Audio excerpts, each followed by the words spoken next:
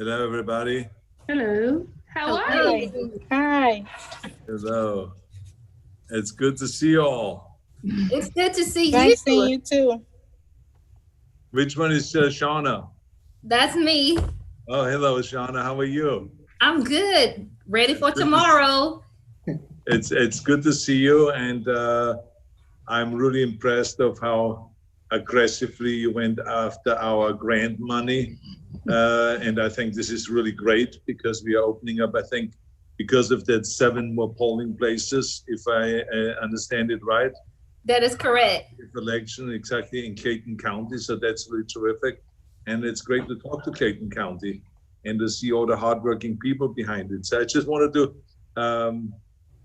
tell you just briefly why I'm so enthusiastic about this, because I'm an immigrant and I have waited from the time I came over here to America in 1968. To 1983 when I became an American citizen. I waited and waited and waited so I could vote. And I was really, really excited about the fact that now I can go out and vote. And so voting to me was always a big, big kind of like deal, because I felt like this is the way we participate in a democracy, and this is a way of kind of having your voice be heard on election day of who you want to choose. Is it the Democrats or the Republicans? Is it this candidate or that candidate, and all this stuff? And so I always made a real effort to go and vote. So when I heard about voter suppression in 2013, when the Supreme Court made a decision that had an effect on 1,600 polling places in the United States to close them, and therefore really create voter suppression, I became kind of like, I started thinking about what can I do in order to change this, rather than just to complain about it and to tell my political friends, this is not the way to go about it.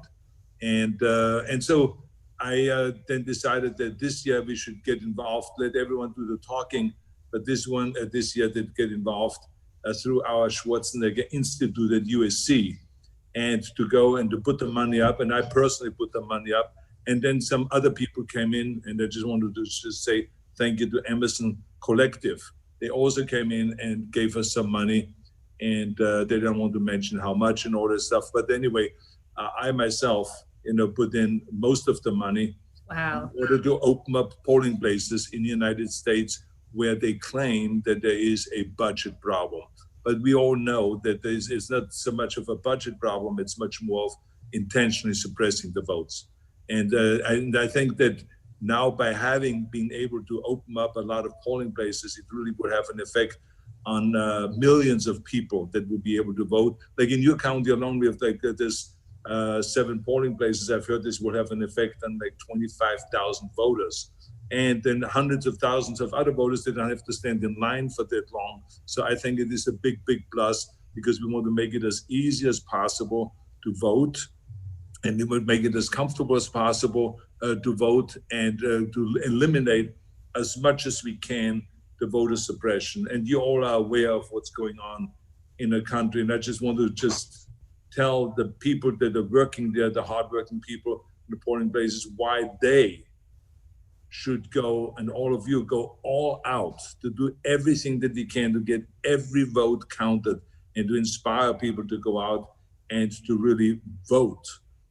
Because I think that after this 1,600 polling places closed, this was an obvious one to then go and say, well, this is voter suppression. But there's a lot of subtle things going on right now in the United States when it comes to voting, or to kind of suppress voting. I mean, like, for instance, what they've done in Texas, they only allow like 1 drop box per county. And there's some counties that are up to 4 million people, 4 million population, and only 1 drop box. What does that mean? I don't want to have everyone have their chance to vote. Let's make it really difficult on these people to vote. At the same state in Texas, they say, for instance, that only if you're over 65, you can use an absentee ballot. If you're 64, then you cannot use an absentee ballot. So it's again voter suppression.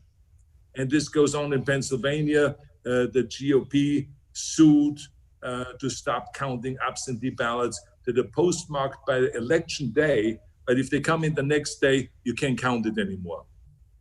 But at the same time, the post office in the United States, and United States Post Office, have slowed down the mailing. So they're trying to attack you from both sides, and they removed even sorting machines in order to really delay the mailing out of the votes, of the ballots and all those kind of things. And then we have seen in North Carolina, for instance, the GOP sued to stop counting ballots that arrive after election day. But the Supreme Court, of course, made a great decision and said, you can't do that, you have to count the ballot. So, but all of this stuff is going on nationwide. I mean, in California, we have had the Republican Party set up their own ballot boxes. They're illegal. They're fake ballot boxes. So, I mean, it's like crazy of what they're trying to do. And it all comes down to that they don't want people to participate and to vote. So I said to myself, well, why is that? If you're so proud of what you have accomplished, why don't you want to have people then go and vote? They would be overwhelmingly voting for you if you have done such a great job. Because I just tell you, if I come out with a movie, I would never go and sue the theater owners and say, you cannot show my movie. I would never go and sue the studio and say, you cannot open up my movie in 4,000 theaters. I only want to be opening up in 2,000 theaters. It would be absurd because I'm proud of my movie and I want to have as many theaters as possible open up the movie and show the movie, right? So it's clear if you're proud of what you have done, then you want to go and show it. And you want to give everyone the opportunity to see it. And in this case, to vote. And so this is, I think, the crazy thing. So I think the bottom line is here that we have to all work together. This is like one of those things I always said to people that, there's no such thing as a self-made man. Because people always say, Arnold, you're the perfect example of the self-made man. I said, no, I have had endless amount of people helping me. And how can be a self-made man? When I became governor, I had like over 5 million people voting for me. So I didn't make myself governor of California. They voted for me. So I was counting on 5 million plus people. So you can never call yourself a self-made man. The reason why I'm mentioning this is because it takes all of us. It takes the volunteers. It takes the hardworking people like you, the election commissioners, all these different people, everyone, the volunteers, everyone has to work together in order to make this happen. I think this is the key thing for us here. And I just want to tell you that you should make it as comfortable and as pleasant of an experience as possible for the people to vote, because then we get everyone to come in and to vote. And this is what we want to do. I ideally, I want 100% of the people to vote and they have a chance to vote. And that's, I think, what this is about. And so I'm so happy that I found great partners like you. I mean, Shauna, you've been a jewel. I'm so happy that you got in touch with us. And I want to thank also my institute that has been working very hard.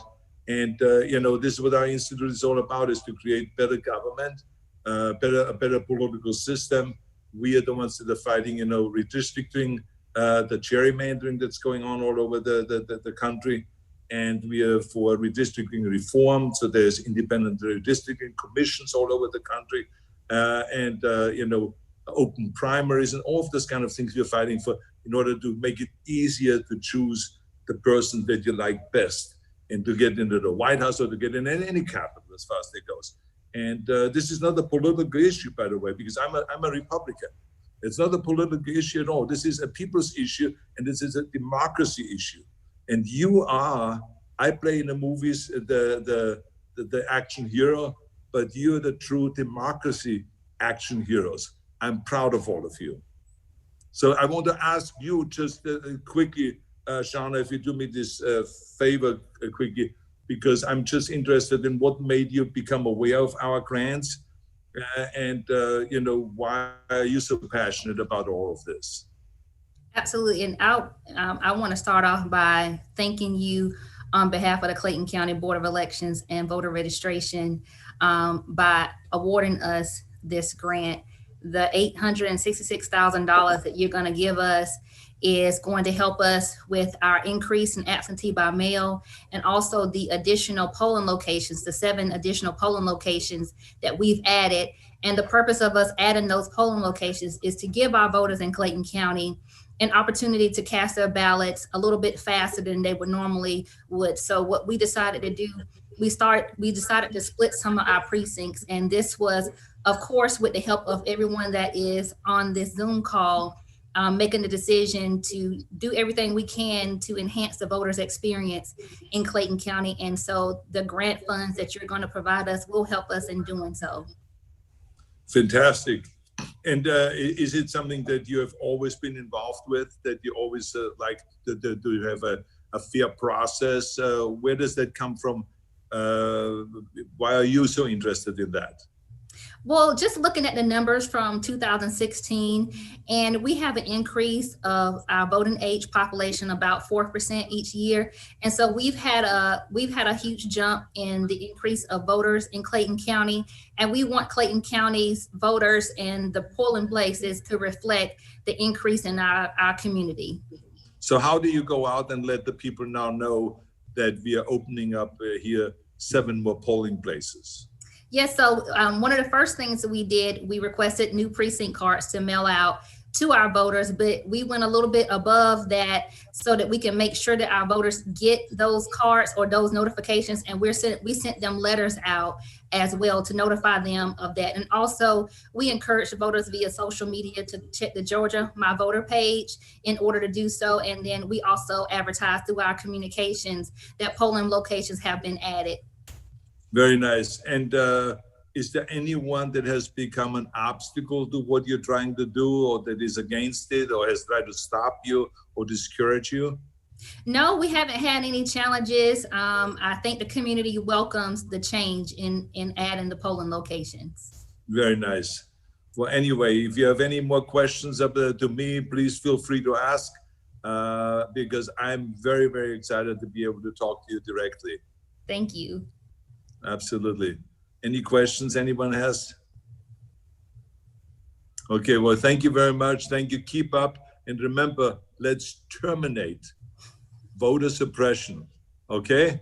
Yes. Let's all work together on that. Thank you. Thank you so much. Thank you. Have a good day. You too. Thank you. Have a great weekend. Thank you. Thank you.